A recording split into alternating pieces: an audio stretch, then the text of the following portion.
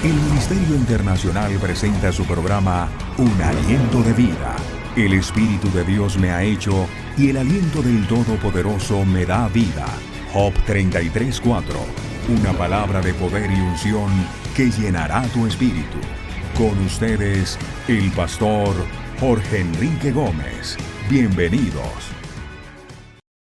Les saludo en el nombre poderoso de nuestro Señor Jesucristo. Es para mí y para todo este equipo de trabajo un gran privilegio poder llegar a donde tú te encuentras, en tu lugar de trabajo, de descanso, o mientras te desplazas en tu vehículo o tu medio de transporte. Queremos desear que la paz de Dios, el amor de nuestro Señor Jesucristo y la comunión del Espíritu Santo siempre estén en tu vida. Siempre sea un bálsamo para tu vida. Quiero empezar con una oración. Hay muchas peticiones, hay muchas personas que están atravesando dificultades, problemas, adversidades, enfermedades. Pero yo sé y estoy seguro que hay poder en la oración. Hay poder en el nombre de Jesús de Nazaret, porque en Él tenemos redención por su sangre. Y esto amplía un panorama grande para aquel que pueda entender, para aquel que pueda asimilar, comprender. Vamos a orar. Padre Celestial, venimos a ti, porque tu palabra nos da la seguridad de que si nos unimos 2 o 3 en tu nombre, tú estás. Hay miles y millones de personas que nos ven a través de las redes sociales. Y ellos se unen en este momento juntamente conmigo para clamar a ti. Y nos podemos acercar confiadamente ante tu presencia, porque a través de Jesucristo hemos recibido y hemos adquirido el derecho de poder confiadamente venir a ti. Tú lo has dicho en tu palabra. Jesucristo lo cumplió en la cruz del Calvario y nos dio el poder y la potestad. El velo se rompe y ya no hay intermediarios, ya no hay holocausto, no hay sacrificio. Hay una entrada libre y confiada al trono de la gracia. Tú mismo, Jesucristo, lo dijiste. Entremos confiadamente al trono de la gracia y hallaremos el oportuno socorro. Yo clamo en esta hora por aquellas personas que están atravesando una situación económica difícil. Tú eres nuestro proveedor. Tú eres el que bendices. Tú eres el que prosperas. Tú eres el que haces de nosotros una bendición. Abre puertas de bendición. Destruye todo argumento de las tinieblas, toda incredulidad de sus vidas, Señor, porque tú eres poderoso. Tu brazo no se ha cortado para bendecirnos. Mira aquellas personas que quizás tienen un pleito jurídico, tienen algún problema jurídico, se ha querido el diablo enseñorear, pero yo, Padre, en esta hora, en el nombre de Jesús de Nazaret, envío tu palabra para destruir todo impedimento que se ha querido levantar para traerles problemas, para traerles, oh Dios mío, perder su paz, intranquilidad, zozobra, de sentirse uno impotente, Señor, ante las injusticias que se cometen muchas veces contra nosotros. Pero hoy, Padre, en el nombre de Jesús, destruimos todo espíritu contrario. Destruimos todo saltón y revolcón que quiera venir a robar nuestra paz. Tú has dicho que en ti tenemos redención. Y la redención amplía el panorama. La redención nos da el poder, nos da el privilegio, nos da la autoridad de poder reprender las obras del diablo, porque ya no somos uno más. Somos tus hijos, herederos y coherederos con Cristo. Clamo por aquellos que tienen alguna enfermedad. Tu palabra dice que fuimos sanados por tus llagas. Tu palabra dice que la enfermedad no tiene poder en nosotros. La enfermedad no tiene dominio sobre nuestra vida. Cualquier problema de enfermedad, cualquier problema de órgano que ha querido atrofiarse y ha querido funcionar mal en nuestro cuerpo, ordenamos en el nombre de Jesús de Nazaret que haya una restitución, que haya una normalidad y que todo lo que se ha querido venir desgastando, que no esté de acuerdo a la palabra, que no esté sujeto a la palabra, lo reprendemos y lo echamos fuera de nuestra vida. No lo aceptamos porque hay poder en el nombre de Jesús. Hay poder en el nombre de Jesús. Hay poder en el nombre de Jesús. Hay poder para sanar. Hay poder para libertar. Mira aquellas personas que están sufriendo, oh Padre Celestial, de este síndrome que ha venido atacando a la juventud, de inestabilidad, de inseguridad, de Padre amado Señor, tener ellos, oh Padre Celestial, esa persecución, de sentirse menos, que ha querido venir, Señor, a atacar la juventud y sembrar, oh Padre Celestial, inseguridad, zozobra. Lo reprendemos en el nombre de Jesús de Nazaret. Se va de los cuerpos toda falta de autoestima. Se va de los cuerpos todo demonio contrario al poder de la palabra. En el nombre de Jesús de Nazaret.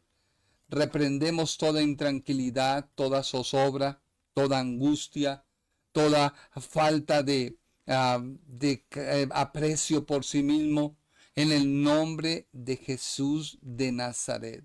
Hay poder, Señor, en tu nombre. A ti te damos gloria y honra, Señor. Y yo te pido, Señor, que la petición que cada hermano en esta hora está elevando, cada persona que me ve está elevando al trono de la gracia, hay una respuesta, Señor. Hay una respuesta porque tú oyes nuestra oración. Tú no oyes la oración del impío, pero tus oídos están atentos al clamor de los justos.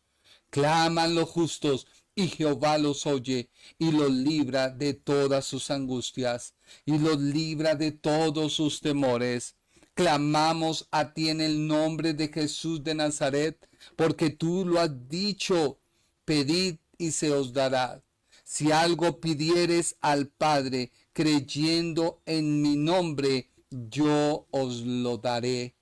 Eres libre de cualquier azote del diablo. No importa su nombre. Te vas en el nombre de Jesús. Todo lo contrario a aquel que habita en nosotros. Todo lo contrario al poder de la palabra creadora de Dios, Jesús de Nazaret, que no sea de Dios, que no pertenezca a Dios. Lo reprendo y lo echo fuera en el nombre de Jesús de Nazaret, nuestro Señor. Amén. Ten confianza, declara la palabra.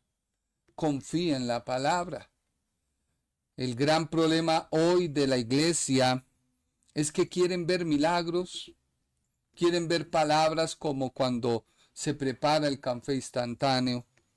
Y a veces Satanás quiere levantarse y robarnos la paz, darnos inseguridad, ver que sus promesas no se cumplen. Hoy, curiosamente, haciendo una diligencia que duraba 1 hora, duré 5 horas. Y fue una cosa que yo no comprendía y oraba a Dios. Y quizás si mis hijos estuvieran, mi esposa, viendo la situación, no creerían cómo tocó comportarme, porque soy de un temperamento fuerte. Y En la primera ocasión no funcionó mi huella y fue un problema, y volver nuevamente a hacer todo un proceso que ya había avanzado. Luego entonces volvieron a cargar, volvió otra vez a fallar porque se dieron cuenta que solo me habían cargado una parte de la licencia y debía estar el vehículo y la moto para poder conducir, y otra vez volver a iniciar el proceso. Estaban ya terminando cuando se dieron cuenta de que había un error y no era como se debía hacer, y otra vez volver a hacer todos los exámenes. Fui a cancelamos, y cuando se dieron cuenta había otro error, otra vez vuelva a hacer otra vez los exámenes. Y yo decía, Señor, esta es una prueba de resistencia, de paciencia. Y logré comprender el pasaje donde dice que ascuas de fuego amontona uno sobre la cabeza. Y pude ver cómo aquella persona que me estaba ayudando a diligenciar se le dio pena, le dio de todo. Le dije, tranquila, no hay problema. Perdí la cita, volver a sacar otra cita. Bueno, ¿qué quiero decirte? Que a veces viene la adversidad de una o de otra manera y quiere restar, aminorar, quiere desmentir la fe. No cargaba el internet, se fue el run, etcétera. Hubieron miles y miles de trabas, tanto así que un hombre dijo, ¿usted por qué no lo quieren dejar ir de aquí? Me acordé de Jonás. Dije, pero no, Señor, yo no estoy en desobediencia. El hombre dijo, de algo Dios lo quiere guardar. Yo le dije, pues sí, pero le doy gloria a Dios. Y todo el mundo quedó sorprendido de la educación de este caballero.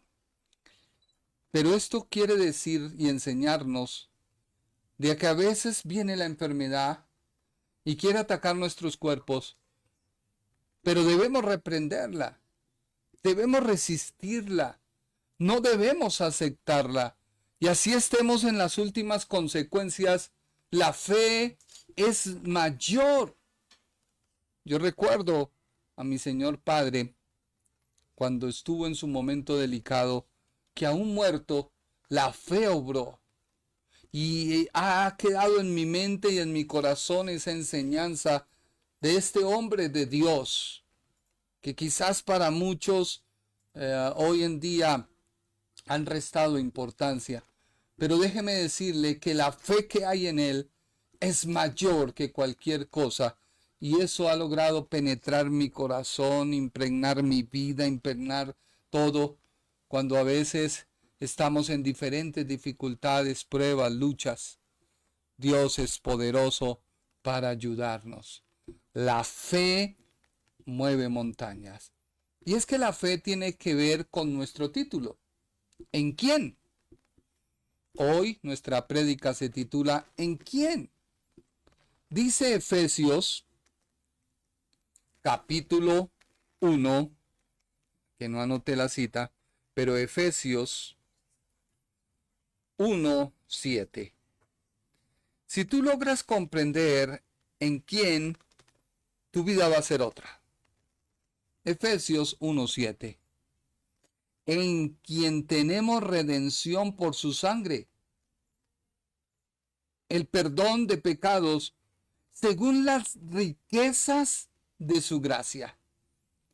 Mire que este pasaje que te voy a enseñar doctrina, en quien tú debes tener seguridad que tienes redención. La redención viene como producto de haber sido tú perdonado. El ser perdonado significa que eres justificado. Muchos no han logrado comprender la justificación de Dios. Y se hace algo absurdo y a la vez tan fácil que muchos creen que es una licencia para pecar. Y es donde ve a uno muchos creyentes que piensan que cada vez que cometen un error en su vida cristiana, en su andar, deben volver a efectuar lo que se llama la oración de fe. O deben volver a pedir perdón a Dios, volver a ir a la cruz.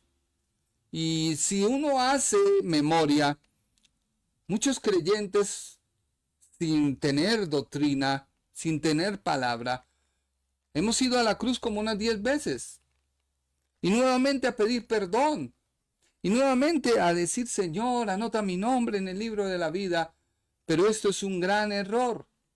Y lo he comprendido estudiando la Biblia. De que Dios nos da vida. Lo que el hombre no puede hacer es recibir vida. Recuerda que la transgresión que cometió Adán hizo que toda la raza humana recibiera la muerte espiritual. Recuerda que la muerte espiritual ha pasado de generación en generación y fue pasando a tal punto que solamente todos los justos del Antiguo Testamento, hasta la muerte de Cristo, ellos esperaban y aguardaban que fueran liberados del poder de la muerte. Alguien dirá, pero ¿qué doctrina es esta? ¿Qué enseñanza es esta? La Biblia lo habla así. Eso de que Jesús bajó, ¿qué fue? Pues fue a liberar a los justos del Hades o del Seol. Porque el Hades o el Seol estaba dividido en 3 partes. Todas las personas que morían iban a ese lugar, al Seol y al Hades.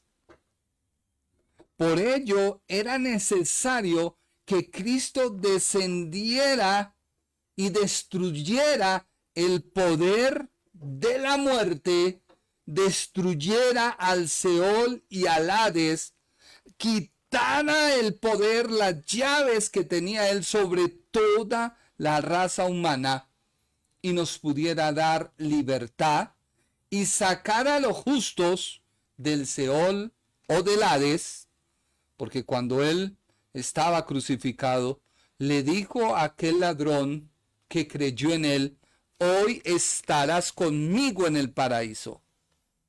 Eso no quería decir de que subían inmediatamente, no, sino que él descendía con aquel ladrón, sí, descendía porque el ladrón muere, Cristo muere, desciende a las partes más bajas, eso lo dice la Biblia, yo no te estoy inventando nada, léelo.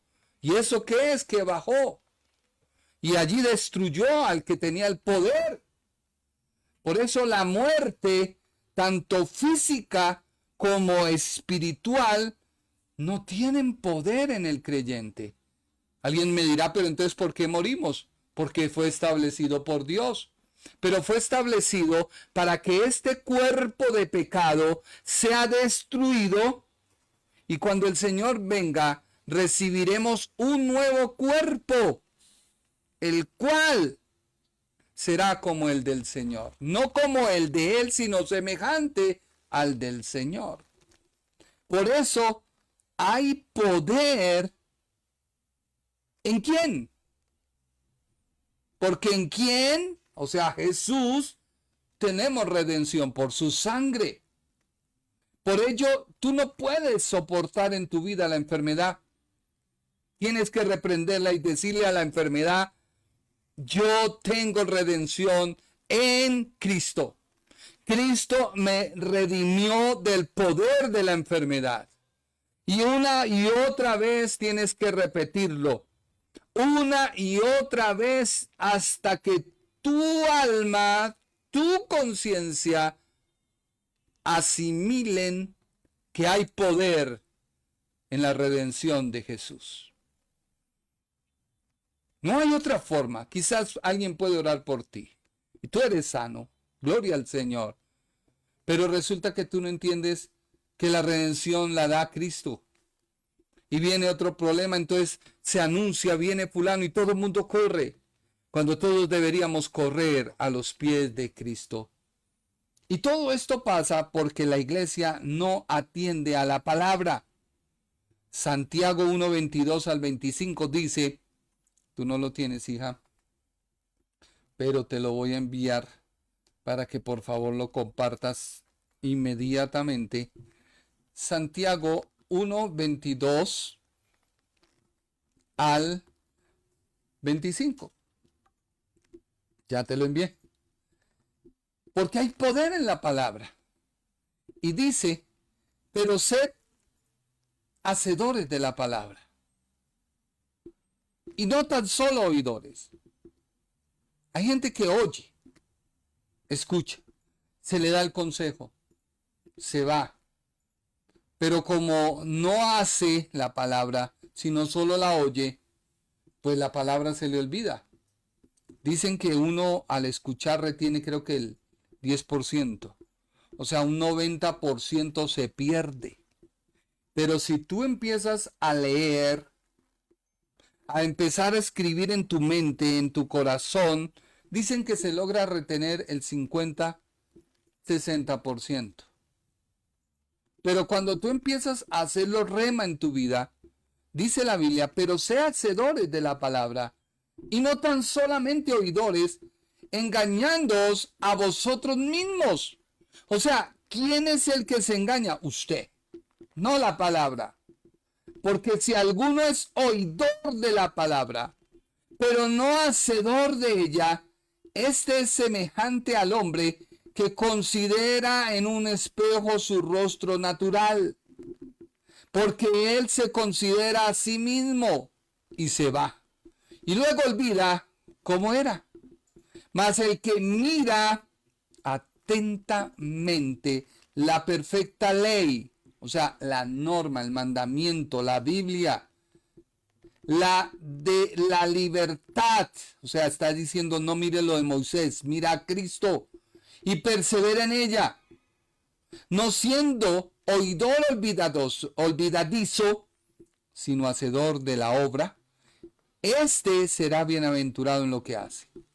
Mire que dice la Biblia, atentamente en la perfecta ley, la de la libertad.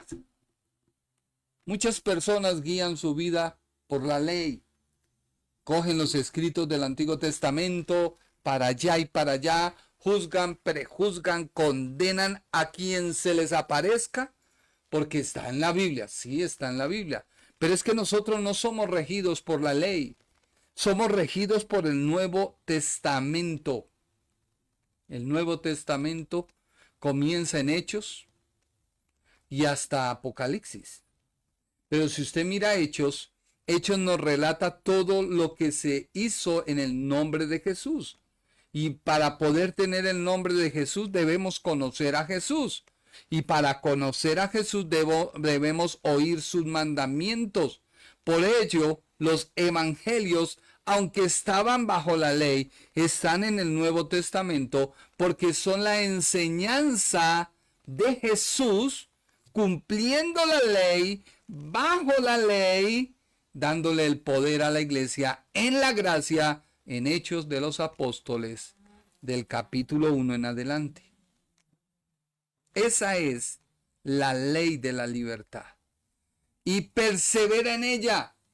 O sea que tú debes tomar la palabra y no solamente aquellos pasajes que te hablan de cosas victoriosas, hermosas, pero si tu vida no está cimentada en Cristo, vuelves de lunes a viernes a tu vida normal.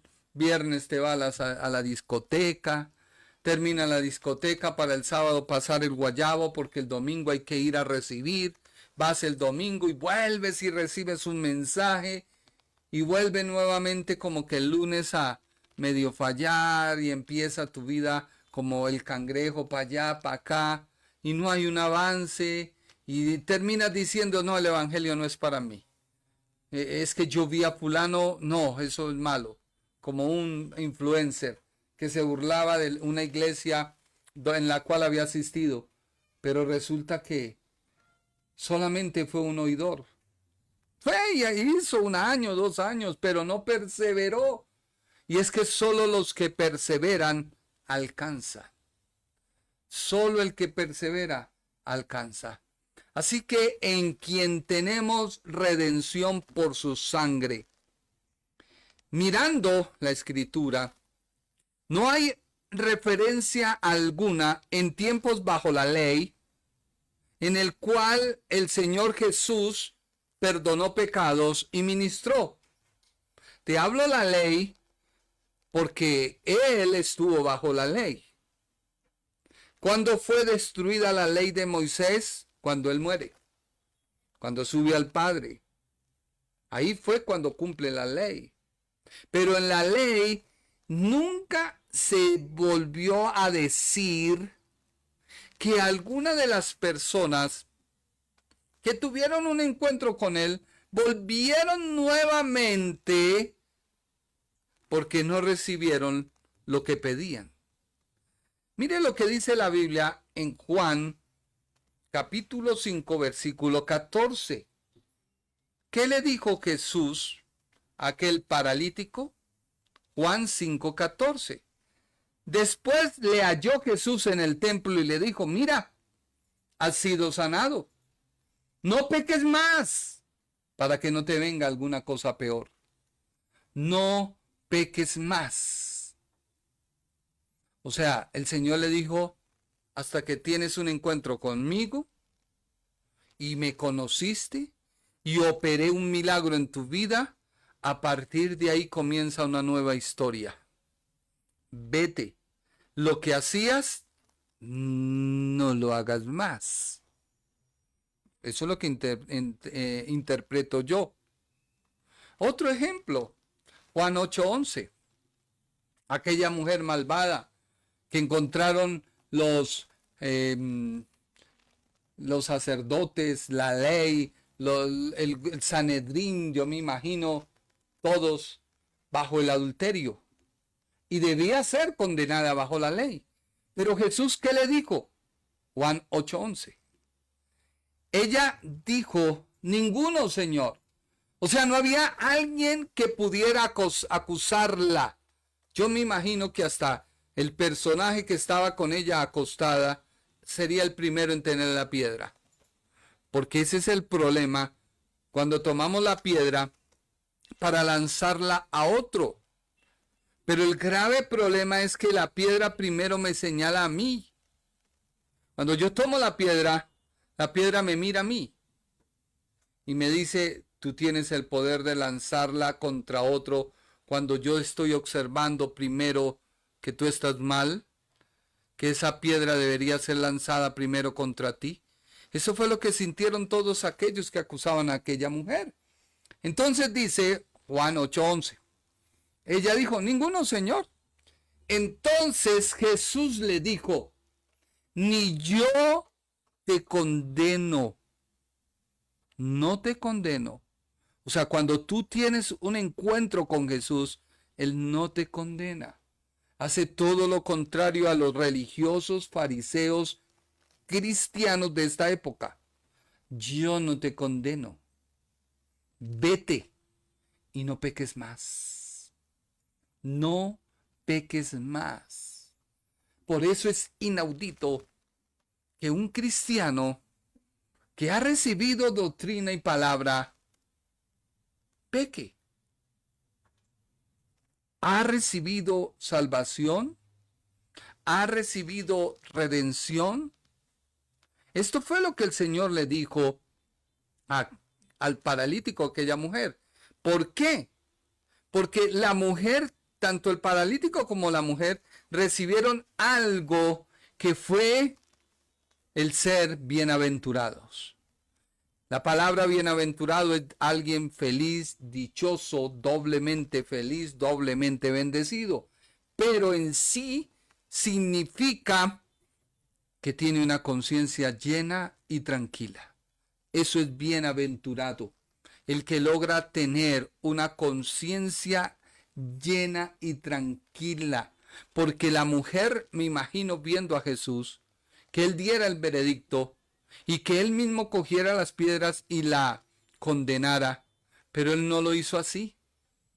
Él la miró y dijo, mira, tuviste un encuentro conmigo, has conocido al que te puede perdonar, lo has visto, tú has visto a Jesús. Alguien dirá imposible, míralo a través de las escrituras, los evangelios, Juan, Mateo, Marcos, Lucas, las cartas paulinas, los hechos, cuando conoces a Jesús y recibes el poder de su nombre, ¿qué cosas no puedes hacer? Así que ella se sintió tranquila y su conciencia llena, y de ahí en adelante no siguió pecando. Vimos el martes que los miembros del cuerpo de Cristo gozan de libertad, poder, seguridad. Efesios se escribe a la iglesia, ya que al salir de la muerte, porque recuerde que lo que nos deja como herencia Adán fue la muerte. Primero la muerte espiritual, el estar alejados de Dios. Cuando el hombre peca, Dios no le condena, sino le cubre con las pieles de un cordero. Pero, segundo acto, salen del huerto. O sea, ya no podían gozar de la presencia de Dios, ya no podían gozar de la amistad de Dios, sino estaban alejados de Él y se podían acercar a Él a través de un sacrificio de un cordero. Y la prueba para ellos era sus pieles de un animal. O sea, ellos vieron cómo un animal les cubría en cambio de la gloria de Dios. Esto es lo que se recibe como herencia de Adán, la transgresión. Eso es lo que Dios quita. Por eso, este acto no se podía comprar. Este acto no se podía hacer, sino debía morir un sustituto para poder cubrir a la persona. Y eso fue lo que hizo nuestro Señor en la cruz del Calvario. Morir Él como el Cordero para cubrir al creyente de tal forma que hoy cuando tú te acercas a Dios, Él no te ve a ti, sino ve a su Hijo. Por eso Romanos capítulo 12 dice que nosotros somos un sacrificio vivo, ofrenda grata, olor fragante, que debemos tener algo racional.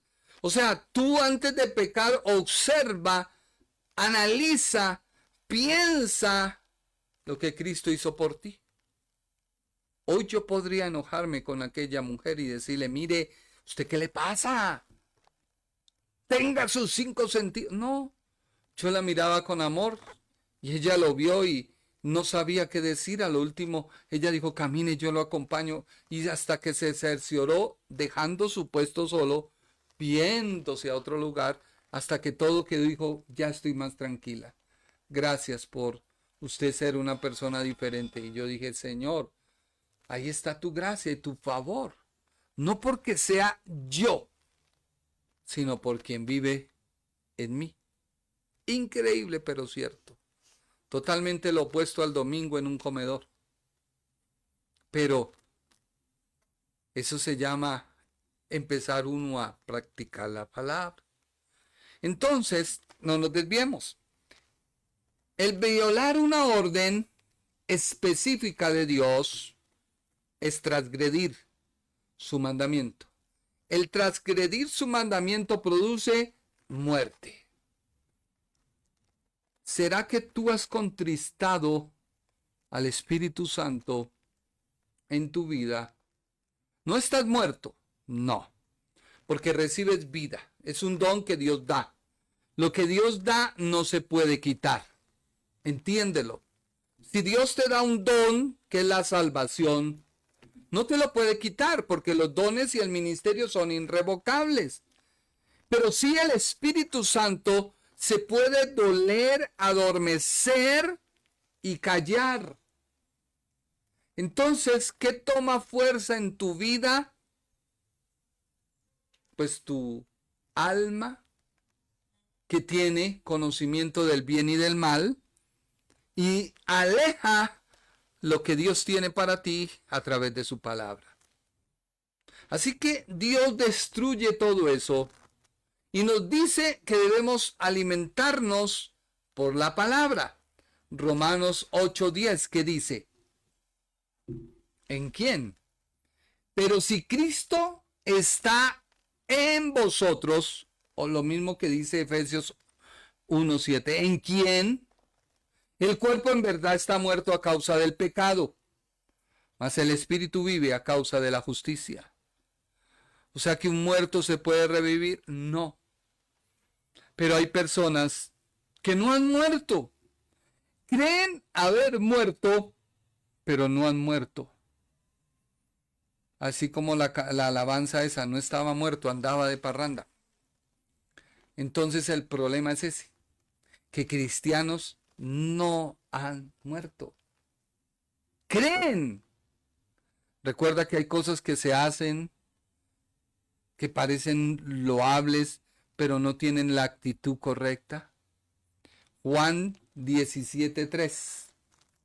Y esta es la vida eterna, que te conozcan a ti, el único Dios verdadero, y a Jesucristo, a quien has enviado.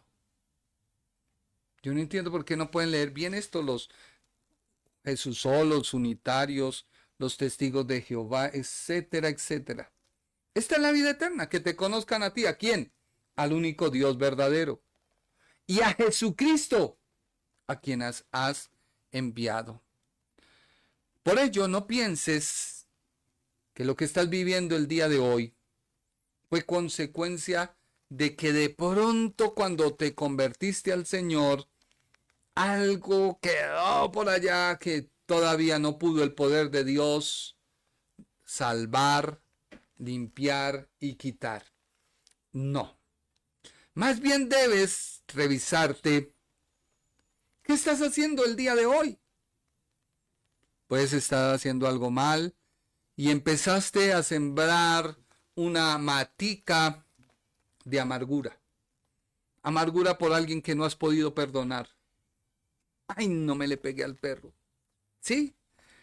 Hay algo que tú ves y... Uy, es que mejor dicho, si me lo como, no lo mastigo, me lo paso. Algo.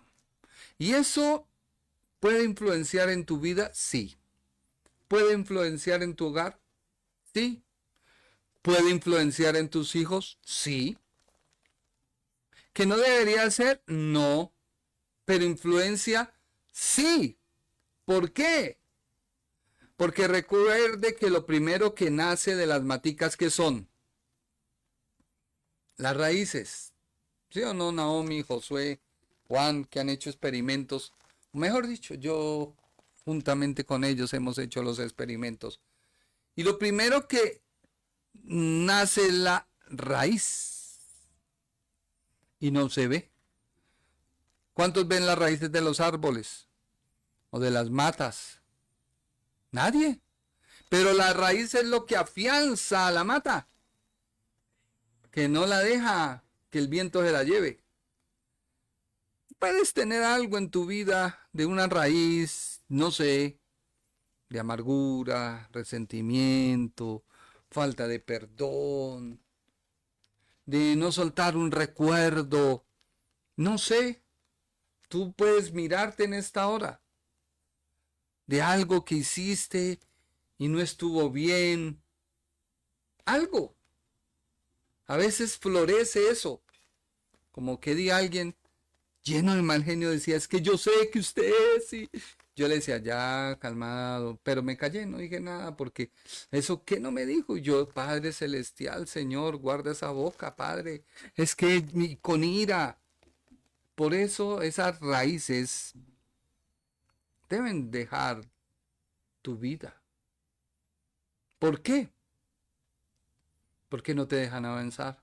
Pero tú crees que eso es como como algo que todavía Dios no ha podido tratar. Es que Dios, hermano, no me ha quitado. No, y no te va a quitar, porque ya te corresponde a ti. O sea, ¿qué más puede hacer Dios que enviar a su Hijo para que ocupara el lugar de Adán, el lugar del pecado, el lugar de la transgresión? Y como Él no transgredió la ley, sino la cumplió, pero murió como el inocente, ¿qué más puede hacer?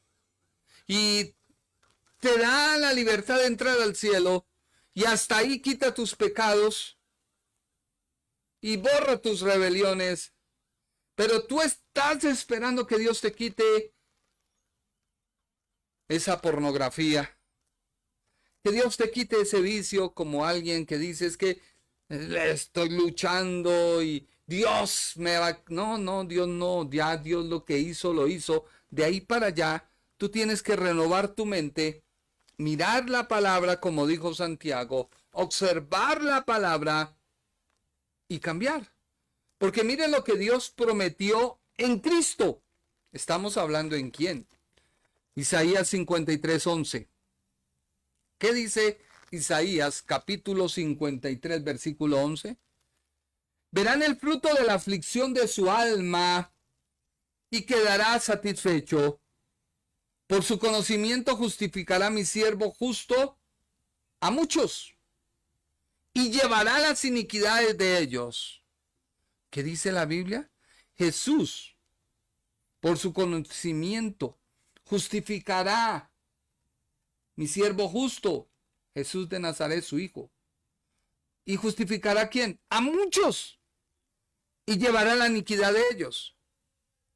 Así que si tú no has podido dejar la pornografía, la fornicación, el adulterio, la mentira, el robo, las malas palabras, las malas conversaciones, los malos pensamientos, etcétera, etcétera, etcétera, eres tú. Porque para Dios, en Cristo, ya todo fue perdonado. Colosenses 2:2. ¿Qué dice? Para que sean consolados sus corazones, unidos en amor, hasta alcanzar todas las riquezas del pleno entendimiento, las riquezas, a fin de conocer el misterio de Dios el Padre y de Cristo. Es un misterio. Es que la justificación es un misterio. La redención es un misterio. Todos los justos del Antiguo Testamento anhelaban lo que hoy usted y yo tenemos. Una conciencia tranquila porque Cristo nos ha perdonado todo pecado. Y cuando digo todo, es todo. Por eso, a partir de ahí, nuestro caminar lo miramos bajo la palabra. Lámpara es a mis pies tu palabra y lumbrera mi camino. Si tú pones una lámpara en tus espaldas, la misma luz te hace tropezar y caer. ¿Qué día mi hijo me alumbraba por la espalda? Le dije, ay no, hermano, por favor, hágase al lado mío, preste esa lámpara y yo la pongo al frente, porque así no podemos. Porque se hace sombra y la sombra, pues falta de luz, te tropiezas. Ellos anhelaban y no podían. Por eso el Salmo 32, 1 y 2, el salmista exclama, bienaventurado aquel cuya transgresión ha sido perdonada y cubierto su pecado. Bienaventurado el hombre a quien Jehová no culpa de iniquidad y en cuyo espíritu no hay engaño. O sea, ¿qué es lo que tú debes trabajar? Tu espíritu. Por ello hay que ayunar. Por ello hay que orar. Por ello hay que vigilar, leer la Biblia. ¿Para qué? Para que mi espíritu se alimente. No para obtener algo, no, porque ya lo obtuve, pero sí para gozarme y deleitarme en lo que ya obtuvimos. Por eso, en quien tenemos redención, Efesios 1:7, en quien tenemos redención por su sangre, el perdón de pecados, según las riquezas de su gracia. La palabra aquí, como allí, denota la liberación del pecado y de las malas consecuencias del pecado. De ahí ha sido obtenida por experiencia hecha por el Señor Jesucristo la redención. Ese versículo es uno de los pasajes que prueban de la manera concluyente que el apóstol aquí no se refiere a otros o los privilegios a otros, sino se refiere a los miembros del cuerpo de Cristo, a cada miembro. ¿Por qué? Porque no fue que Cristo murió por Israel, sino murió por cada persona que pertenece o hace parte de su cuerpo. La Biblia dice redención mediante la sangre de Jesús, el perdón de los pecados. ¿Cómo se obtuvo? A través de su sangre, por medio de la expiación que hizo. Mire lo que dice la Biblia en Romanos 3:25.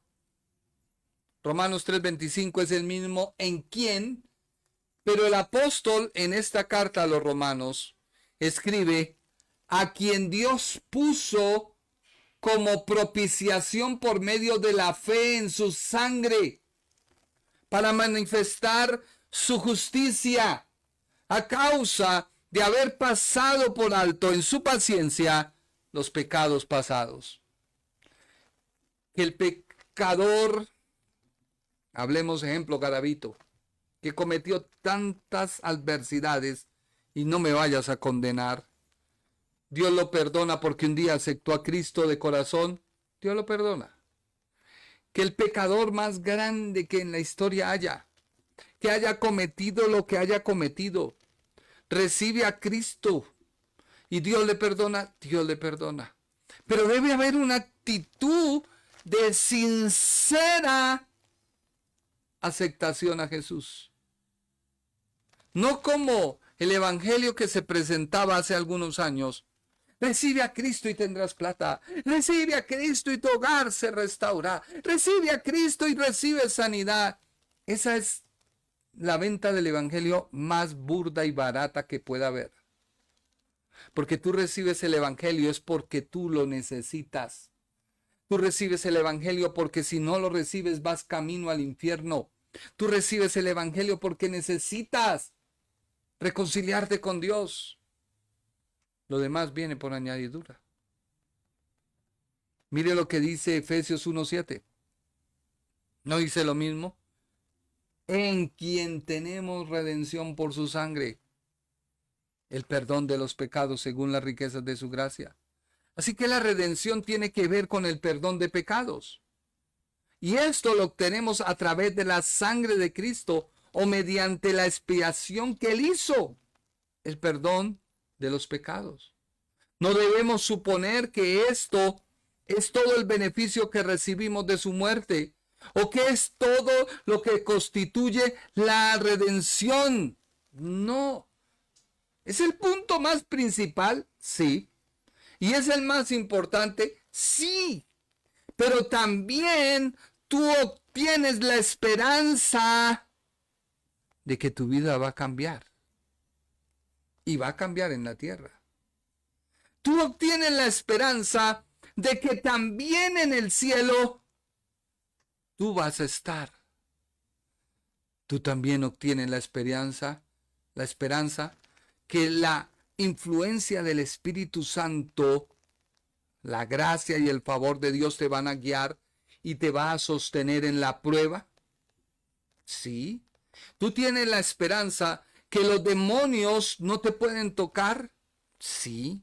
Tú tienes la esperanza que la paz en la muerte quizás muchos más beneficios están, pero todo descansa en el perdón. El perdón de los pecados. ¿Por qué? Porque todo aquello que te enumeré, la esperanza del cielo, del Espíritu Santo, de tu vida ser cambiada, de recibir sanidad, de tener fortaleza en medio de la prueba, de tener la paz, etcétera, son las riquezas de la gracia de Dios. Porque dice la Biblia muy claramente en Efesios 1:7, el perdón de pecados según las riquezas de su gracia. Y eso mismo dice Romanos 2:4. Romanos 2:4 dice, o menospreciáis las riquezas de su benignidad, paciencia y longanimidad, ignorando que su benignidad te guía al arrepentimiento. Así que el trato de Dios con el creyente es diferente al trato con un inconverso. El trato de Dios con un creyente es diferente al trato de un recién convertido. Alguien dirá, uy, pero qué herejía tan grande. No, porque las riquezas, en la forma en que se usa aquí, aparece también en otros lugares de esta misma epístola de Efesios. Mire, Efesios 1:8, ¿qué dice? Alumbrando los ojos de vuestro entendimiento, para que sepáis cuál es la esperanza a la que Él os ha llamado y cuáles las riquezas de la gloria de su herencia en los santos. Otro pasaje, Efesios 2:7, para mostrar en los siglos venideros las abundantes riquezas de su gracia en su bondad para con nosotros en Cristo. Mira lo que dice Efesios 3:8. A mí, que soy menos que el más pequeño de todos los santos, me fue dada esta gracia de anunciar entre los gentiles el evangelio de las inescrutables riquezas de Cristo. Efesios 3:16. Para que os dé, conforme a las riquezas de su gloria, el ser fortalecidos con el poder en el hombre interior por su espíritu. Así que tú tienes que trabajar con tu interior. Ya no le corresponde a Dios. Y no es por obras, porque alguien dirá, ay, entonces hago obras. No, es el resultado de haber recibido el perdón de tus pecados conforme a las riquezas. Por ello debes orar y decirle, Señor, dame entendimiento. Hay gente que no tiene entendimiento y cuando escucha una palabra de doctrina que no le parece, ataca en cambio de orar y decir, a ver, paremos, Señor, dame entendimiento. Padre, dame luz. Dame, Padre amado Señor, claridad. Dame, Padre, discernimiento. Dame, Padre, de tu poder para poder yo comprender tu palabra.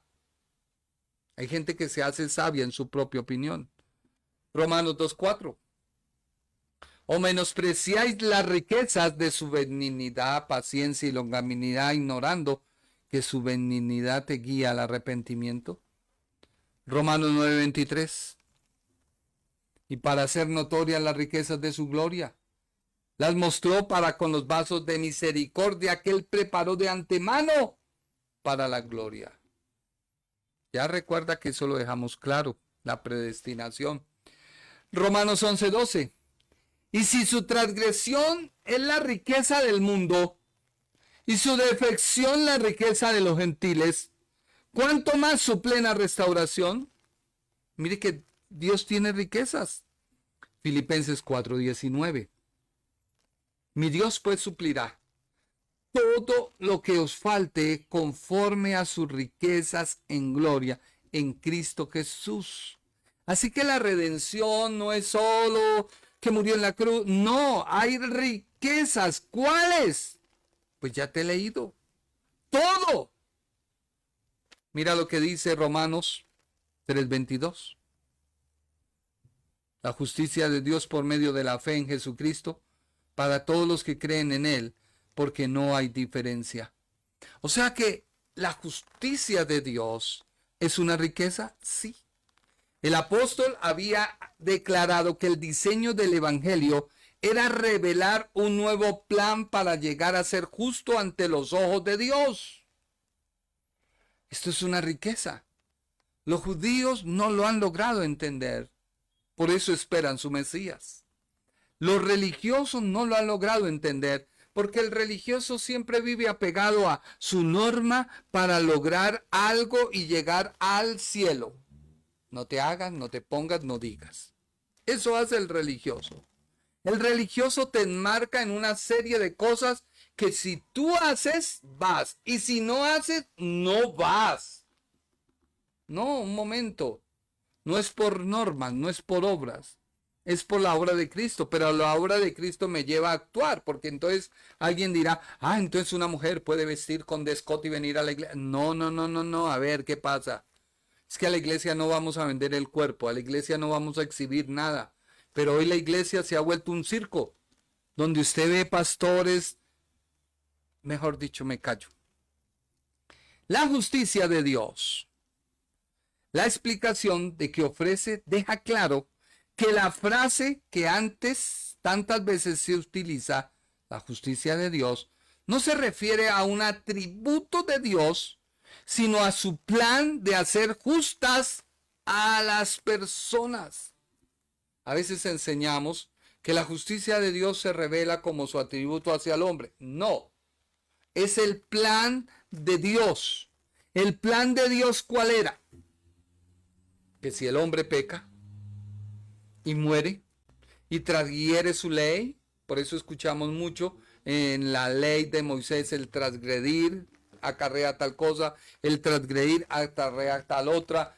No, la justicia de Dios es el plan de Él, que a través de Cristo su Hijo, o en quien Dios, lo que dice muy claramente Efesios capítulo 1, versículo 7, en quien tenemos redención por su sangre, el perdón de los pecados, según las riquezas de su gracia.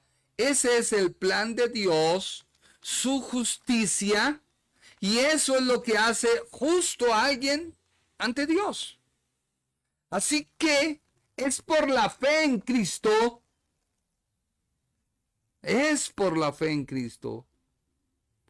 Y ese atributo no es de Dios, porque ese atributo se produce por la fe en Cristo en la persona que cree en Él. Así que es la manera por la cual Dios considera justa a la persona que cree en su Hijo. Así que la justicia de Dios no puede explicarse a partir del atributo como Dios, su justicia. No. La justicia de Dios es el plan de Él para salvación. Y es para todo aquel que cree.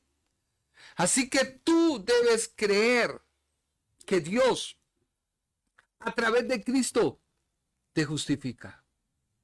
Su muerte es la razón de su justicia. Su muerte es la razón de su justicia.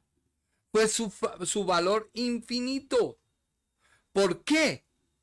Porque Él se somete voluntariamente a ceder su vida, a ceder sus atributos de Dios y a moverse en los ministerios de pastor, maestro, evangelista, profeta y apóstol. Él no cometió ninguna transgresión. No. La ley no podía condenarle porque no cometió transgresión. Más bien, Él redime al hombre de la transgresión que Adán comete. Por lo tanto, la ley no lo puede inculpar, porque como Cordero de Dios ocupa el lugar del sacrificio, efectúa el sacrificio y hace libre al pecador. Así que no viola la ley, cumple la ley, y la pena que había por la ley no puede en él, porque él no es descendiente de Adán.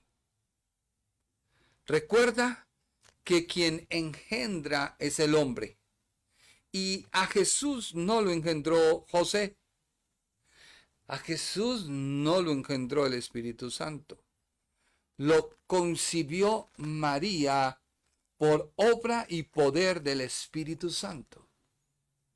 Jesús fue concebido en el vientre de María. Ay, que Hebreos dice, sí, mi hermano, Hebreos dice que el Padre lo engendra y el Espíritu Santo lo vivifica. Pero eso tiene que ver con su muerte, porque al él morir como ser humano que fue en la tierra, siendo Dios, pero siendo humano, muere. De la muerte no lo podía sacar nadie.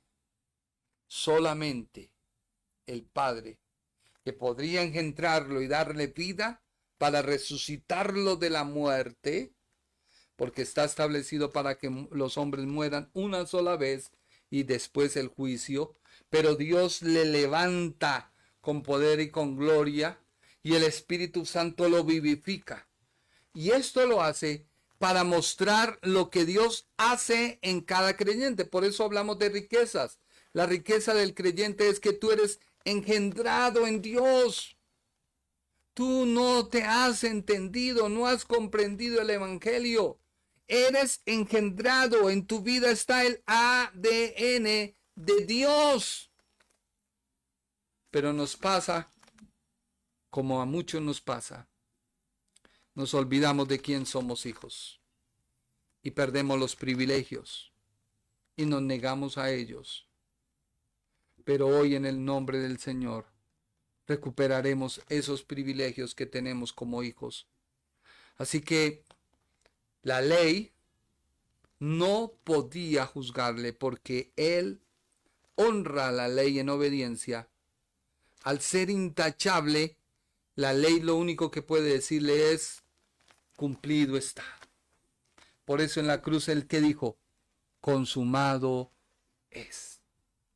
Por eso todo, vuelvo y te digo, pecado que tú hayas cometido antes de Cristo, todo pecado fue limpiado. Ya no te puede juzgar. ¿Que es que necesitas de una sanación interior? No, tú necesitas es mirar la palabra, para que la palabra te empiece a hablar, la palabra te empiece a nutrir, la palabra te empiece a renovar, la palabra te empiece a cambiar, la palabra te empiece, y ya no empiezas a actuar por tu carne. Algo pasa, te ofuscas y explotas. Ya no me miren. No. Por la obediencia de Cristo en forma humana, el precepto de la ley era más honrado que si los ángeles más elevados lo hubieran hecho. Él lo cumplió.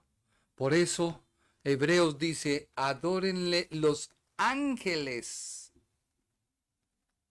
porque él, al ser concebido en el vientre de la Virgen María, se hizo menor que ellos. Alguien dirá: hereje. No.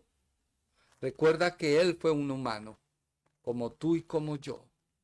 Fue Dios, pero él dejó sus atributos, dejó su trono de gloria para poder venir en rescate de tu vida. ¿Por qué no lo valoras? Todo lo que Cristo hizo antes de morir, antes de pecar. ¿Por qué no valoras? Antes de pecar, no vale la pena. Tú hiciste por mí algo que no lo puedo comprar, algo que no lo puedo imaginar. ¿Por qué no te miras en esta hora y le dices: Señor, perdóname? A veces he tomado tan en poco lo que tú hiciste por mí, que lo he tomado como el relato del cuento de Caperucita Roja, que lo he tomado como el cuento de Don Quijote de la Mancha, que lo he tomado, Señor, como Sansón destruyendo a los filisteos. Perdónanos, Señor. La obra de la cruz tiene más importancia y relevancia para nosotros. Tiene mayor valor de que no podemos seguir viviendo vidas de pecado, vidas deshonestas, vidas con una doble moral, vidas mirando al pecador como el gusano más inmundo, cuando debemos mirarlo como tú nos miraste, con amor, buscando que lleguen a la salvación. Hoy te digo a ti que me escuchas, es día de arrepentimiento. Dios no te odia, Dios no te rechaza. Tu pecado te rechaza a ti de poderte acercar a Él. Por eso Él puso la cruz del Calvario, para que tú vayas y deposites en Él tu pecado. Y una vez lo depositas y te liberas de Él, puedes mirar al que murió en la cruz y no te vas a sentir indigno ni rechazado, ni te vas a sentir menos, sino te vas a sentir amado, porque lo que impedía que Dios te pudiera abrazar es tu pecado. Dios ama a toda persona, pero el pecado que carga esa persona es lo que hace que haya un rechazo, no de Dios, sino de la misma persona, para no aceptar al Salvador. Deja tu pecado. No peques más. Lo mismo pasa con el creyente. El creyente que ha fornicado, adulterado, que tiene cosas que no son de un creyente, ese pecado lo hace sentir menos. Y cuando va a orar no puede, porque lo que se interpone es el pecado. Renuncia a él, pide perdón, lee la Biblia, no lo vuelvas a hacer, porque cada vez que tú lo haces te estás volviendo como la persona insensible. Yo tenía en mi cuerpo algo que me había producido cierta pus materia, y cuando me lo chuzaron no sentí dolor, porque esa parte se había vuelto tan insensible al dolor. Estaba en mi cuerpo, pero se había vuelto tan insensible que cuando fue chuzada no sentí dolor. Así te pasa a ti. Cuando vas pecando y pecando y pecando, te vas volviendo insensible a la palabra. Te vas volviendo insensible a Dios, que ya la palabra cuando llega, tú la tomas como nada. Y terminas burlándote. Y terminas en el mundo. Y el diablo aprovecha y te abre todo su esplendor, toda su gama de fortuna, riquezas, gloria, y tú la abrazas. Y cuando la abrazas, miras al evangelio como nada, miras al evangelio como poca cosa, miras a los cristianos como unos tontos, miras todo lo que hiciste y hasta te burlas y te da pena, porque la gloria de este mundo te ha tomado y te ha hecho ver en poco lo que Dios hace. Ten cuidado cada vez que vayas a hacer algo, que vayas a tratar mal a tu esposa, que vayas a hacer algo mal, que vayas a hacer un mal negocio, que vayas a robar a otro, que vayas a usar tu ínfula de comerciante para engañar a otro, de hacer chanchullos, trampas, cosas que no van. Ten cuidado y dile, tu justicia es eterna. Daniel la predijo y la traería el Mesías. Adán fracasó y desapareció, pero Cristo nos ha redimido y ahora vive eternamente y para siempre, y nosotros en Él vivimos eternamente y para siempre, porque esta justicia es lo suficientemente amplia para cubrir a cada pecador, y cada pecado es lo suficientemente grande para encontrarnos y mirar cara a cara a Dios. Por lo tanto, la justicia es el escudo contra el pecado y es el escudo del pecador que fue declarado inocente por la muerte de Cristo. Espero que este mensaje sea claro a tu vida y que tú puedas entender lo que Dios ha hecho por ti. Todo lo que estás pasando son consecuencias de no vivir la palabra y de prestar tu mente, tus emociones a algo que no es de Dios. Pero hoy puedes estar a cuentas con Él. Muchas gracias por estar con nosotros y que Dios te bendiga. El Ministerio Internacional presentó su programa Un Aliento de Vida. Venid a mí los que estáis trabajados y cargados, y yo os haré descansar. Mateo 11:28. Un aliento de vida. Una palabra de poder y unción que llenará tu espíritu.